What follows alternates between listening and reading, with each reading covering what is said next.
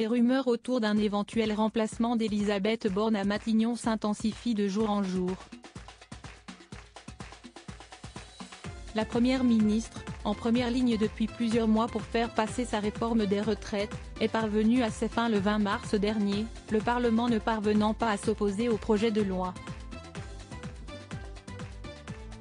Plusieurs médias ont rapporté que le gouvernement n'avait pas apprécié sa déclaration au sujet de l'article du 49. 3. Que la femme politique de 61 ans ne compte plus utiliser en dehors des textes budgétaires. Tiraillée de tous les côtés, l'occupante de Matignon pourrait bien vivre ses derniers instants à la tête du gouvernement d'Emmanuel Macron.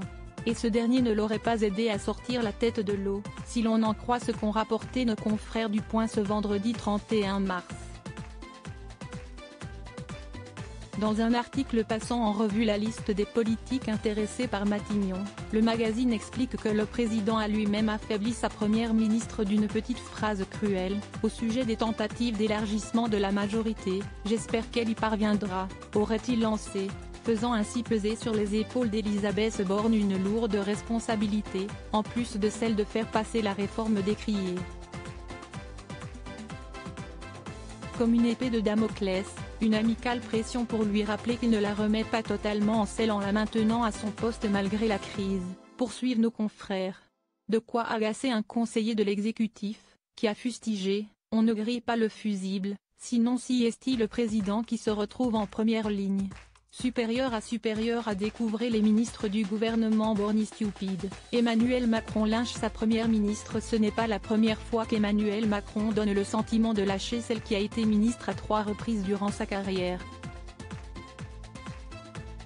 Lorsqu'elle a annoncé que l'objectif, qu'elle, fixe pour l'avenir, si est pas de 49. 3 en dehors des textes financiers. Le 28 mars dernier, Politico a révélé que le chef de l'État n'aurait pas pu s'empêcher de la tacler. Nos confrères ont, en effet, assuré que ce revirement de situation a déplu à l'Élysée.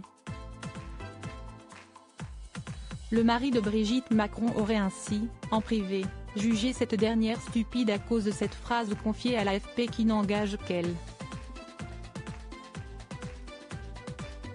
Un ancien conseiller du chef de l'État s'en prenait également à l'ex-présidente de la RATP et à cette maladresse de communication, qui est pour lui la preuve d'un immense bordel au sein du gouvernement.